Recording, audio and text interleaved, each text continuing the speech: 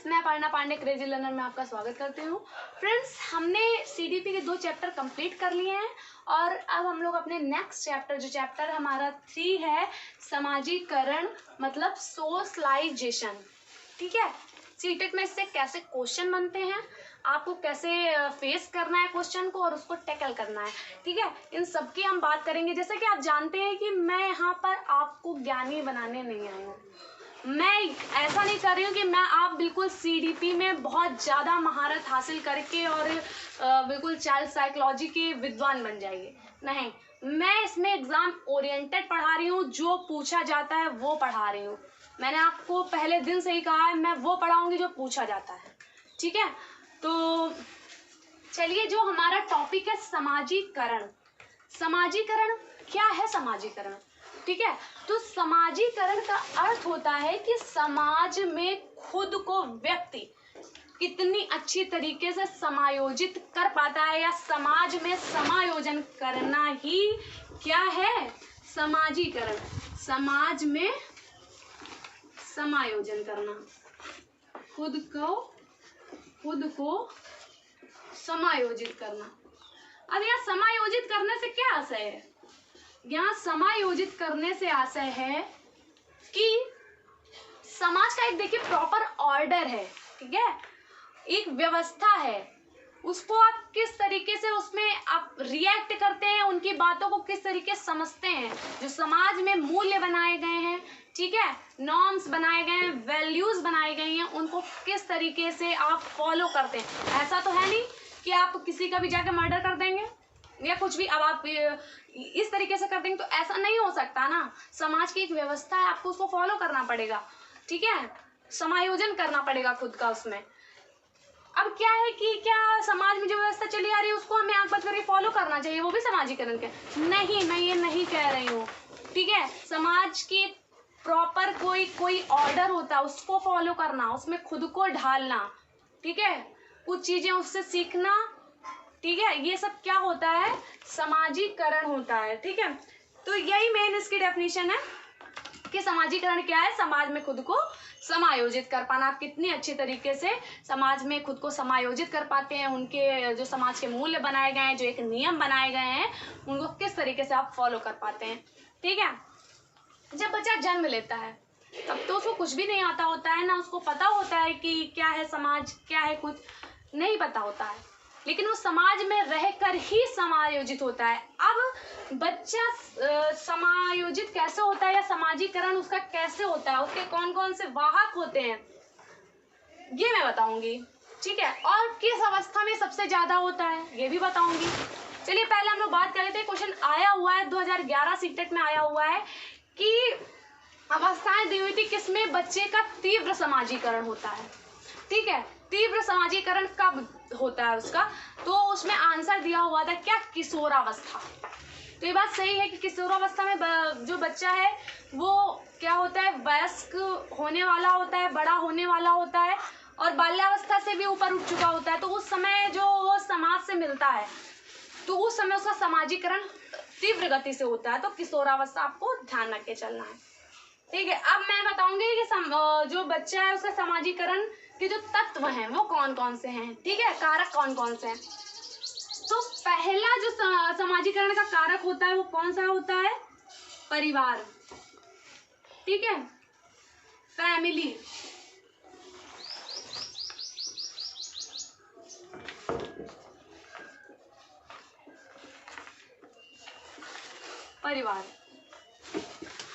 परिवार जो है वो बच्चे का समाजीकरण का पहला कारक होता है, मुख्य कारक होता है। बहुत बार क्वेश्चन पुट अप हुआ है कि समाजीकरण का मुख्य कारक कौन सा है। ठीक है, मुख्य कारक कौन सा है समाजीकरण का? परिवार। आपको बिल्कुल याद रखना, जब बच्चा जन्म लेता है तो उसके सामने कुछ भी नहीं होता, सिर्फ उसका परिवार होता है, और वो जब थोड़ा सा बड़ा होता है तब भी वो परिवार के लोगों के साथ ही समायोजन करता है। तो समाजीकरण की जो पहली परिभाषा है वो कहाँ से सीखता है? परिवार से सीखता है। जो उसको मूल्य सिखाए जाते हैं, उसको जो वैल्यू सिखाई जाती हैं, वो कहाँ पर सबसे पहली बार सिखाई जाती है? उसके परिवार में। ठीक है, तो जो परिवार है वो समाजीकरण का, बच्चे के समाजीकरण का प्रमुख कारक होता है। ठीक है, आपको बिल्कुल याद रख के चलना है, ये वाला क्वेश्चन कई बार पुटअप हुआ है। और ऐसे कैसे क्वेश्चन पुटअप हुआ है, ऐसे कि मैंने देखा ऐसे आपको ऑप्शन देगा, पहले क्वेश्चन देगा कि निम्नलिखित में से कौन सा सामाजिकरण का गौड़ वाहक है। तो देखिए हमेशा जो वाहक होते हैं वो कितने तरीके के होते हैं, सामाजिकरण के वाहक या कारक, ठीक है, कितनी तरीके से, यहाँ इस तरह बता देती हूँ। एक होता है मुख्य और एक होता है गौड़, ठीक है। अगर मैं बात करूं तो ये मुख्य का मतलब हो गया इधर प्राइमरी, और गौड़ का मतलब हो गया सेकेंडरी, ठीक है। ये आपको कैसे क्वेश्चन करना मैं बताऊंगी, बहुत सारी सीडीपी की बुक्स हैं, बहुत सारा कंफ्यूजन है, ठीक है। यहाँ पर मैं आपके कंफ्यूजन को क्लियर करने आया हूँ कि आपको कैसे क्वेश्चन को करना है, ठीक है। जैसे लिखा है कि वाहक कौन कौन से, मैंने बताया मुख्य और गौड़। क्वेश्चन ऐसे आता है, मैंने देखा आप आया हुआ है, आप देखना, ठीक है। लिखा है कि निम्न में से कौन सा सामाजिकरण का गौड़ वाहक है, ठीक है, कौन सा है। तो निम्नलिखित में से कौन सा सामाजिकरण का गौड़ वाहक है, दिया है पहला ऑप्शन ऐसे परिवार एवं पड़ोस, ठीक है, जैसे दे दिया गया ऐसे। एक में उसमें ऐसा था कि जैसे फैमिली जो है वो परिवार 3 ऑप्शन में था, ठीक है। एक में फैमिली एंड नेबरहुड था, ठीक है, नेबरहुड, और क्या था, और था आपका फैमिली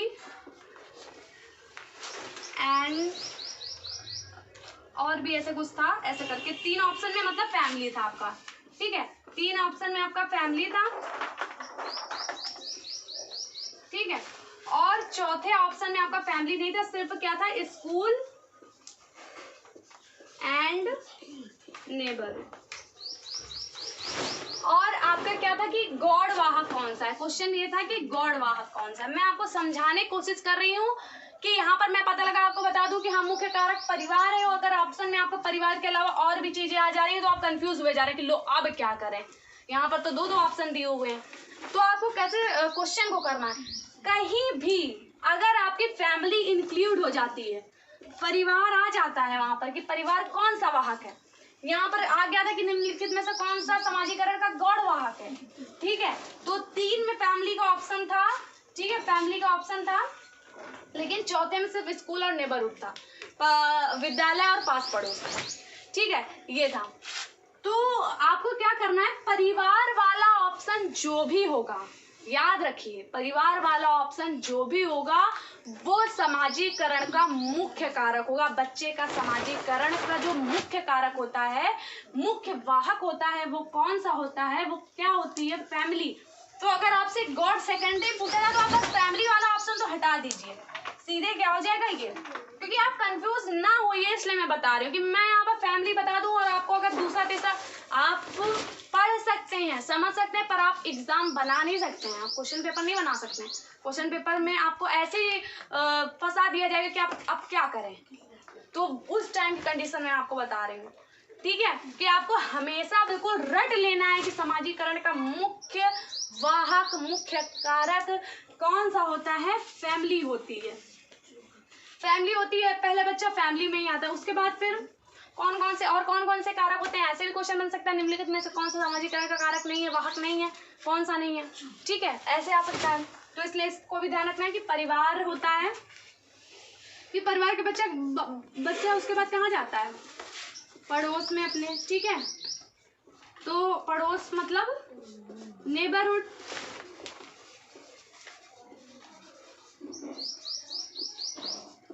ठीक।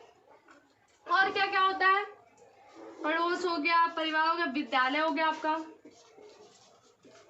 विद्यालय हो गया, उसमें टीचर्स, ठीक है, मतलब स्कूल।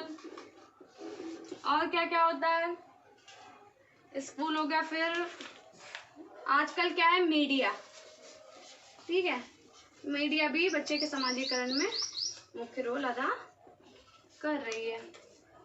ये सब चीजें हो गई। और भी ऐसे ऐड कर सकते हैं, आप खुद इसमें कॉमन सेंस का यूज करके कि किससे बच्चे का सामाजिकरण हो सकता है, ठीक है। और भी कारक होते हैं। तो इस तरीके से आपने जाना कि पहले तो वाहक या कारक कौन कौन से, मुख्य या गौड़, दो तरीके से होते हैं। प्राथमिक या द्वितीयक भी कहा जा सकता है यहाँ पर इसको, ठीक है, प्राथमिक या द्वितीयक भी कहा जा सकता है। तो इसलिए आपको ये ध्यान रख के चलना है। ये भी मैंने इसीलिए कहा है कि आप हिंदी इंग्लिश दोनों ध्यान दे के चलिए जो भी मैं बता रही हूँ, क्योंकि अगर आपको प्राइमरी और सेकेंडरी याद रह गया तो आपको ये भी याद रहेगा कि अरे इसको प्राथमिक और इसको द्वितीयक भी कह सकते हैं, ठीक है। तो ये हो गए जो मुख्य। आपको ध्यान रखना है कि जो सामाजिकरण का मुख्य जो प्रारंभ बच्चे का, ये भी क्वेश्चन बनता है कि बच्चे के सामाजिकरण का प्रारंभ कहाँ से होता है। तो प्रारंभ भी बच्चे के सामाजिकरण का परिवार से ही होता है। ये सब मैं पढ़ाती जाऊंगी, क्वेश्चन भी बताती जाऊंगी कैसे क्वेश्चन पुट अप होते हैं। आगे हमारा जो नेक्स्ट जो पॉइंट है वो है समाजीकरण की इकाई, ठीक है। यह समाजीकरण की जो एजेंसी होती हैं वो, जैसे मैंने एक बताया है कि इसमें मुख्य और गौड़, ऐसे इसमें आता है कि समाजीकरण की एजेंसी में एक और क्वेश्चन आता है।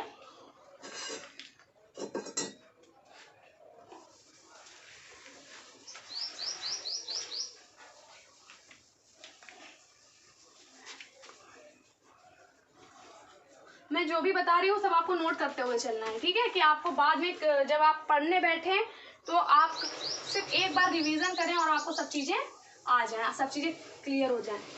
और मैंने पहले बताया कि मैं आपको वो चीज़ पढ़ाऊंगी जो एग्जाम ओरिएंटेड है, ठीक है।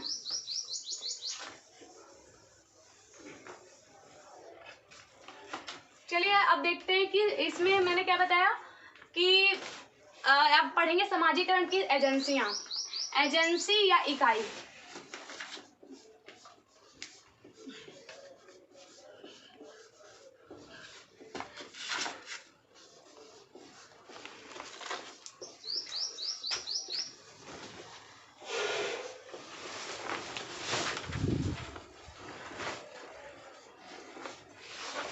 दो तरीके की बताई गई है, इससे क्वेश्चन बन सकता है, इसलिए आपको याद रखना है, ठीक है। मैं आपको हर वो चीज बताऊं जिससे क्वेश्चन बन सकता है।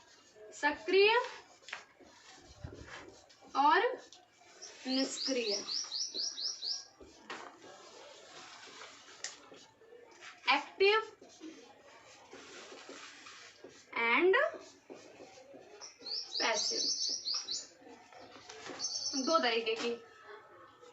अब सक्रिय में वो सारी चीजें आ जाएंगी जो बच्चे को प्रत्यक्ष प्रभावित करती हैं, जैसे उसका परिवार हो गया, ठीक है, पड़ोस हो गया, आस पड़ोस, और कौन कौन से, विद्यालय हो गया, अध्यापक हो गए, ठीक है, विद्यालय, अध्यापक, ये सब आपको याद रखना। स्वास्थ्य क्लब, स्वास्थ्य क्लब,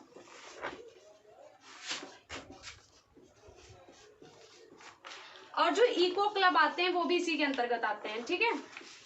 वो भी बच्चे के समाजीकरण को प्रत्यक्ष रूप से प्रभावित करते हैं। अब निष्क्रिय एजेंसी कौन सी है कि बच्चा जो है हल्का फुल्का सा ध्यान उसके ऊपर जाता है, अप्रत्यक्ष रूप से प्रभावित करती हैं।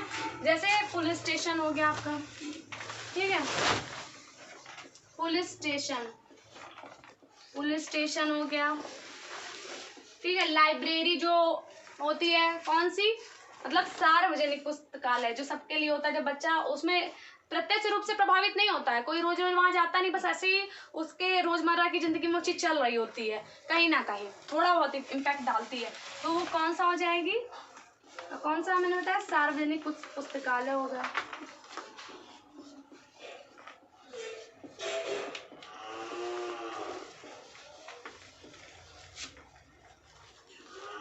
पुस्तकालय, ठीक है, सार्वजनिक पुस्तकालय। और कौन कौन सी चीजें, जैसे रेलवे स्टेशन हो गया आपका, ठीक है, एयरपोर्ट,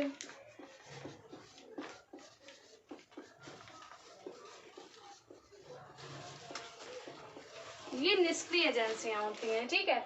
और निष्क्रिय एजेंसी या निष्क्रिय इकाई और ये सक्रिय, ये सब आपको ध्यान में रख के चलना है, इससे भी क्वेश्चन बना हुआ है आप प्रीवियस ईयर उठा के देखेंगे तो आप जरूर जानेंगे। मैं जब ये चैप्टर पढ़ा लूँगी इसके बाद मैं जैसे कि कराती हूँ कि कोई भी चैप्टर पढ़ाने के बाद जो भी प्रीवियस ईयर पूछे गए हैं उनमें से कुछ इंपॉर्टेंट क्वेश्चन रखती हूँ, क्योंकि क्या है कि बहुत सारे हो सकते हैं उस चैप्टर से रिलेटेड, तो सारे तो मैं नहीं करा सकती, पर हाँ जो फ्रीक्वेंटली आज बार बार पूछे गए हैं और उतने मैं क्वेश्चन करा देती हूँ। जिसमें ज़्यादा क्वेश्चन पूछे जाते हैं उसमें 15 या 20 भी हो जाता है, और इसमें कम क्वेश्चन पूछे जाते हैं जिस चैप्टर में उसमें 10 क्वेश्चन, इस तरीके से। ठीक है, तो मैं जब ये चैप्टर आप इसको ध्यान से पढ़ेंगे, इसके बाद हम लोग जब क्वेश्चन करेंगे तब आपको पता चलेगा कि ये चैप्टर कितना यूजफुल था। ठीक है, तो मैंने बता दिया कि समाजीकरण की इकाई एजेंसी कितनी होती है, सक्रिय या निष्क्रिय। और मैंने बताया समाजीकरण के वाहक या कारक दो तरीके से होते हैं, प्राथमिक और द्वितीयक, या मुख्य और गौड़। ठीक है, वो भी आपको ध्यान रखना है। चलिए, ये हो गया हमारा। अब हमारा कौन सा टॉपिक आता है? अब हमारा टॉपिक आता है समाजीकरण के प्रकार।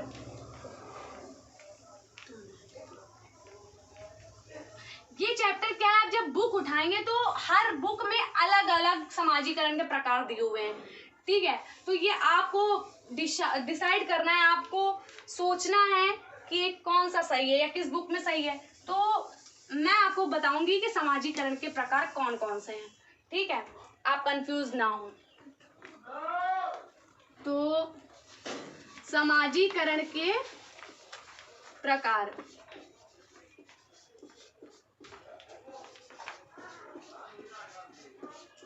देखिए जैसे क्वेश्चन जो अभी तक बने हैं, ठीक है, वो समाजीकरण के प्रकार में सिर्फ दो टाइप से बने हैं। इस समाजीकरण के प्रकार कौन कौन से होते हैं? एक तो प्राइमरी और सेकेंडरी, प्राथमिक द्वितीयक, बस दो पर ही बने हैं। पर आप नॉर्मल अंडरस्टैंडिंग बना पाए, हो सकता है क्वेश्चन कहीं पूछ लिया जाए, इसलिए मैं बता दे रही हूँ। बाकी आपको फोकस नहीं करना है, हल्का फुल्का आप समझ लेंगे तो आपके लिए अच्छा होगा।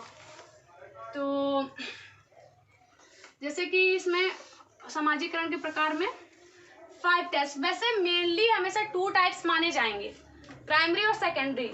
ठीक है, पर इसके और भी टाइप्स होते हैं, तो मैं सब इसमें बता देती हूँ।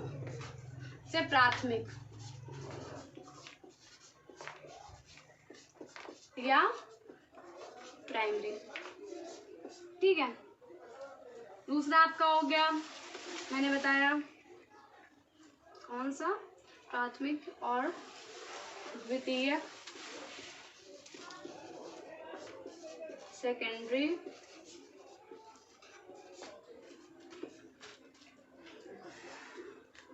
तीसरा हो गया आपका प्राथमिक, द्वितीयक, और एक होता है आपका पूर्वानुमानित। पूर्वानुमानित या प्रत्याशित भी बोलते हैं। ठीक है, पूर्वानुमानित या प्रत्याशित समाजीकरण। ठीक है, इसको एंटीसिपेटरी बोलते हैं, एंटीसिपेटरी।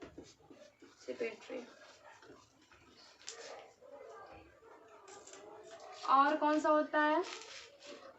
विकासात्मक समाजीकरण होता है आपका, विकासात्मक। ये होता है डेवलपमेंटल। ठीक है, डेवलपमेंटल सोशलाइजेशन, डेवलपमेंटल। और एक और होता है, वो आपका होता है जो हो गया primary, secondary, anticipatory, developmental, socialization. और एक आपका होता है रिसोशलाइजेशन। ठीक है, पुनर्समाजीकरण,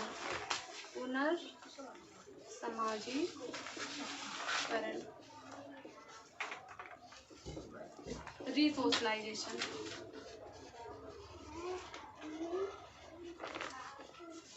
रिसोशलाइजेशन।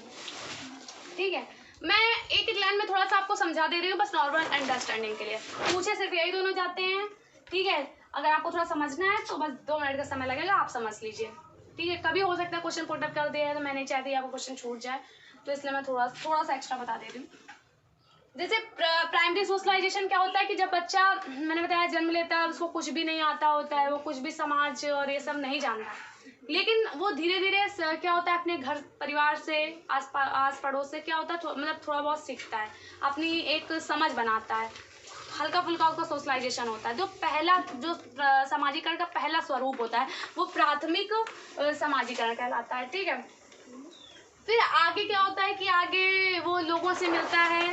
ठीक है, जैसे जैसे उसकी एज होती जाती है उसके अंदर कुछ ना कुछ क्या होता है, समाजीकरण आता जाता है। ठीक है, समाजीकरण के कुछ पहलुओं को और वो सीखता है, तो वो द्वितीय समाजीकरण के अंतर्गत आता है। पूर्वानुमानित समाजीकरण का क्या यहाँ पर तात्पर्य है? पूर्वानुमानित समाजीकरण का तात्पर्य है जैसे कभी बच्चा, आपने देखा होगा या कभी ऐसा होता है कि लोग किसी ग्रुप में जाना चाहते हैं। ठीक है, किसी ग्रुप में जाना चाहते हैं, या हम लोग के अंदर भी ऐसा होता है कि होता था, या फिर आप इस चीज़ को जरूर एक्सेप्ट करेंगे कि क्या होता है कि हम अगर उसके तरीके उसके ग्रुप में जाना चाहते हैं, जैसे कुछ लोगों का ग्रुप है उनके ग्रुप में हम लोग जाना चाहते हैं, तो हम उनके तरीके थोड़ा सा क्या बिहेव करने लगते हैं कि अगर हम उनके तरीके बिहेव करेंगे तो शायद वो लोग अपने ग्रुप में रख लें। ठीक है, इस तरीके का जो समाजीकरण मतलब उसके तरीके बनना खुद को, मतलब हम वैसे हैं नहीं पर हम वैसा बनना शुरू कर देते हैं, वो एंटीसिपेटरी या पूर्वानुमानित के तरीके आ जाता है। ठीक है, कि पूर्व से हम अनुमान लगा लेते हैं कि हाँ वो ऐसा है, या वहाँ पर जाके हमें ऐसे रिएक्ट करना चाहिए, हमें किसी घर में जाना है तो कैसे हमें अपने आप को सोशलाइज्ड करना है।